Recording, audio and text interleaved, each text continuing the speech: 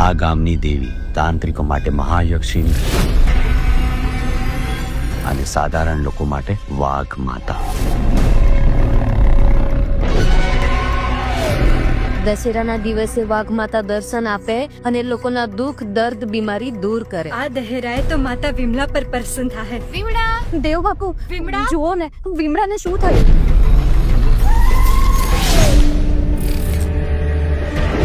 આ દેવ બાપુ કોણ છે? દેવ બાપુ આ જંગલના સાચા સેવક એમ સમજો સાહેબ. દેવોની ભાષા જાણે અને સેવા કરે નિસ્વાર્થ ભાવે.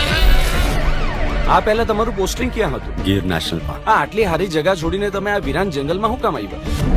જંગલમાં આગ લઈને ક્યાં જવું છે? તમે હોય કે તમારા દેવ બાપુ? પેલા પરમિશન લઈને આવો.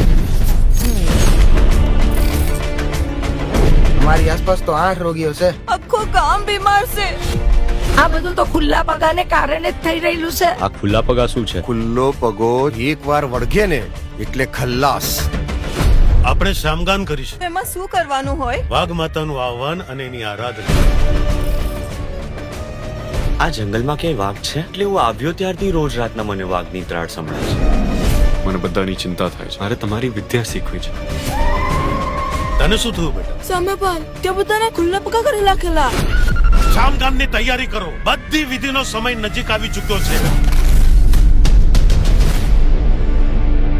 દશેરા આવે છે. આ બધામાંથી વાઘ માતાની શ્રદ્ધા દૂર કર. અંધશ્રદ્ધા વધાર. ખુલ્લા પગા.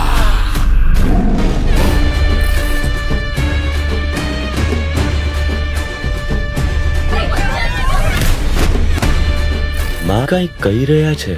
શું? રાહુ એ વાઘ માતાને કોઈના શરીરમાં કેદ કરીને ફરીથી લઈ જવા માંગે છે.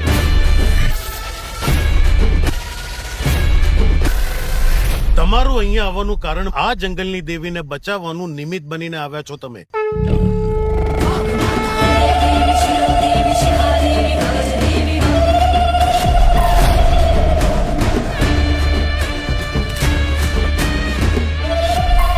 હું વીર પુરોહિત, આપણા જંગલનો નવો રક્ષક.